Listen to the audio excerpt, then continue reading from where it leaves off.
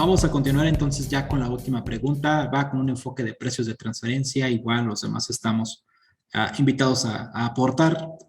En materia de precios de transferencia, ¿cuál consideras que ha sido y será la importancia de esta área para las empresas y la propia autoridad?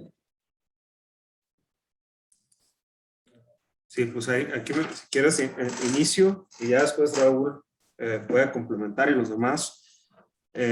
Bueno, precios de transferencia ha sido importante porque fue el convenio al cual llegaron los países para atribuir utilidades entre entidades de un grupo a nivel internacional. Bueno o malo, creo que es lo mejor que se tiene hasta el momento.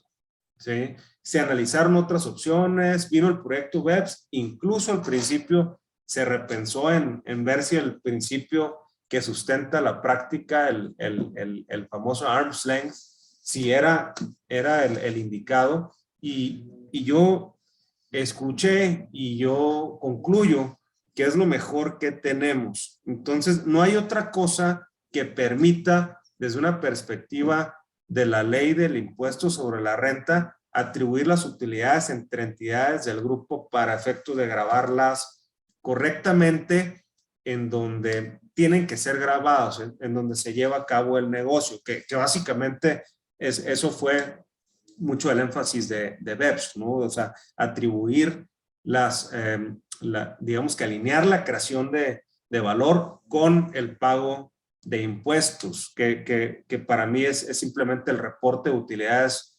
contables y fiscales acorde al negocio y el pago de impuestos asociado.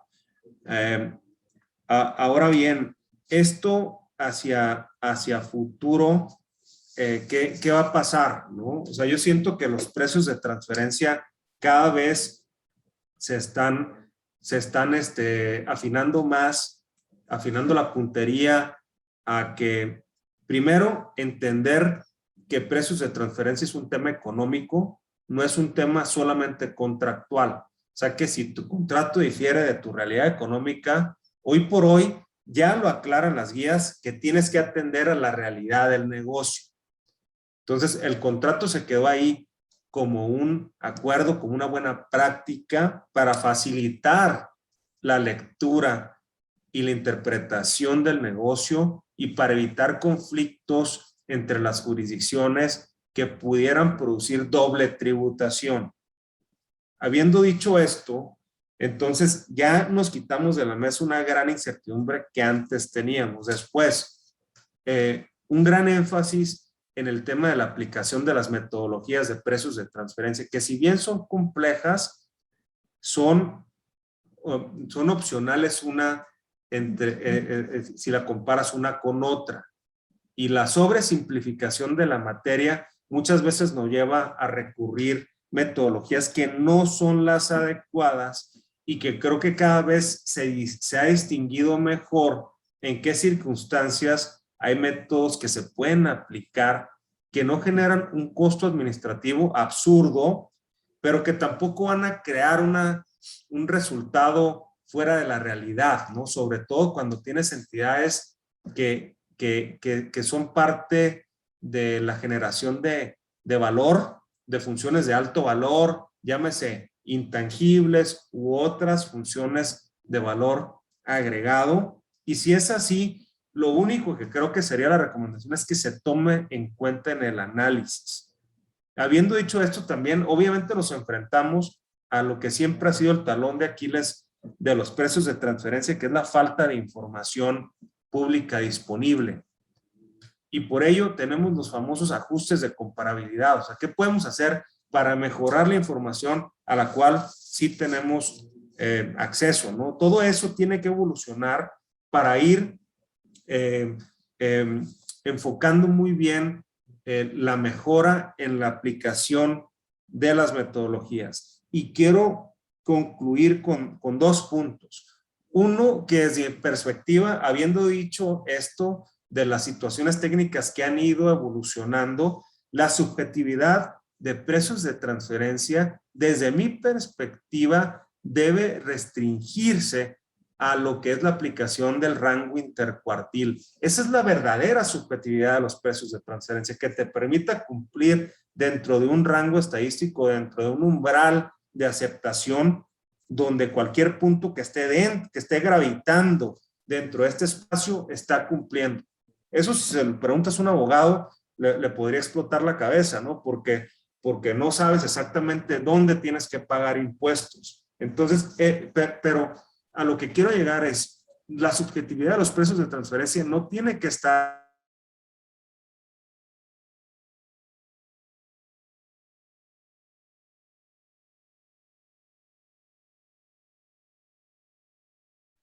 Carlos, creo que se nos congeló. Ahorita lo que se restablece, no sé si alguien más quisiera abonar.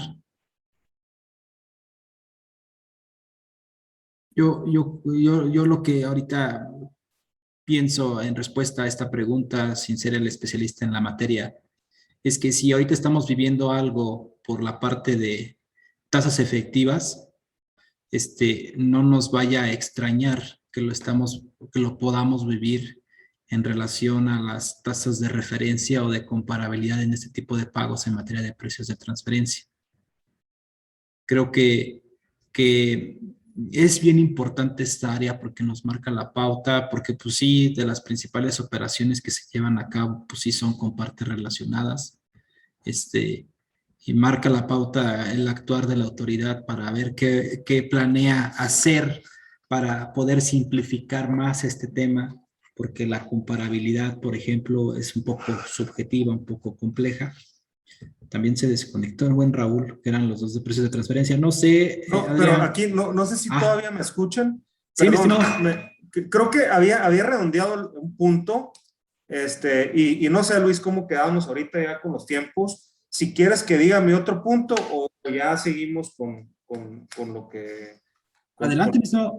Tenemos por el momento nada más una sola pregunta. Si quieres, Ok. adelante con el otro punto. Yo decía, hablaba de la subjetividad, ¿no? Que a qué se restringe, ¿no? En este caso, el rango intercuartil. Y el siguiente punto que quería decir que sí tiene que ver con lo que ha pasado en los tribunales con respecto a la materia de precios de transferencia, acerca de la discrecionalidad en el ámbito de los precios de transferencia, ¿no? Sobre todo de parte de las autoridades para ajustar los precios de transferencia, pues ajustar los ingresos acumulados y las deducciones autorizadas. Esto ya por los tribunales ha sido señalado como una facultad discrecional de las autoridades y no una facultad reglada, lo cual nos lleva a una gran, quizás un nerviosismo de ¿qué quiere decir esto? O sea, quiere decir que la autoridad va a decidir cuándo va a ajustar los precios de transferencia.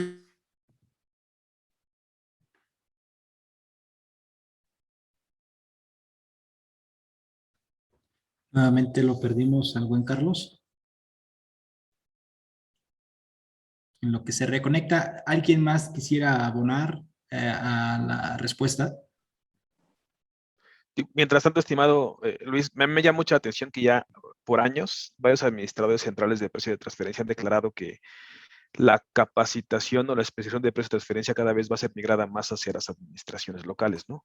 Existe un programa internamente donde van a buscar cada vez tener profesionales especializados en, por ejemplo, en Querétaro, en Guanajuato, en San Luis Potosí, y eventualmente van a iniciar cada vez más con este tipo de procesos, ¿no?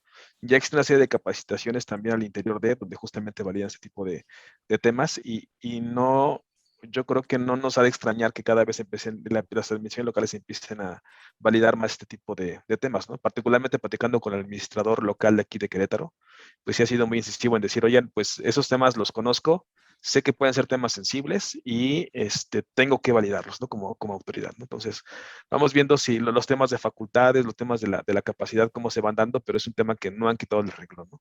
Y justamente porque estamos en un mercado totalmente global. Sí, de hecho, hay que tener en cuenta que el área de precios de transferencia en teoría nada más fiscaliza grandes contribuyentes, pero si nos vamos a la legislación de qué es grande contribuyente, pues todos los que tienen operaciones con ellos pudieran calificar para ser auditados por esta área. No sé si alguien más quisiera abonar, Raúl. Sí, solamente, perdón que tuve problemas aquí de conexión, pero digo, creo que Carlos lo explicó bastante bien. Lo único que yo diría desde el punto de vista de la empresa es que, bueno, la documentación que soporte los pagos al extranjero debe ser mucho más robusta y exhaustiva, ¿no? Y ya no debe estar solamente enfocada a un cumplimiento de precios de transferencia, ¿no? Es decir, no solamente irse por cumplir con la declaración informativa, los anexos del dictamen, ISIF, tener el estudio, etcétera. O sea, sí es importante.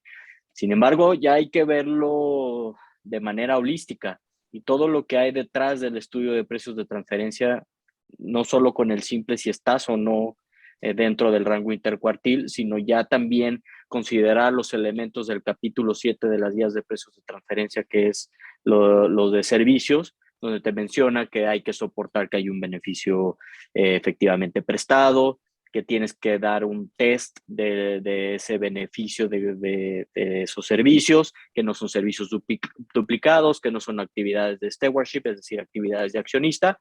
Y pues bueno, y también adicional a esto, que cumpla los requerimientos locales, que por ejemplo lo que hemos hablado de estrictamente indispensable, la acumulación de la contraparte en su impuesto sobre la renta, la comprobación de residencia en caso de aplicar tratado de doble tributación y todo lo que hemos comentado a lo largo de este webinar.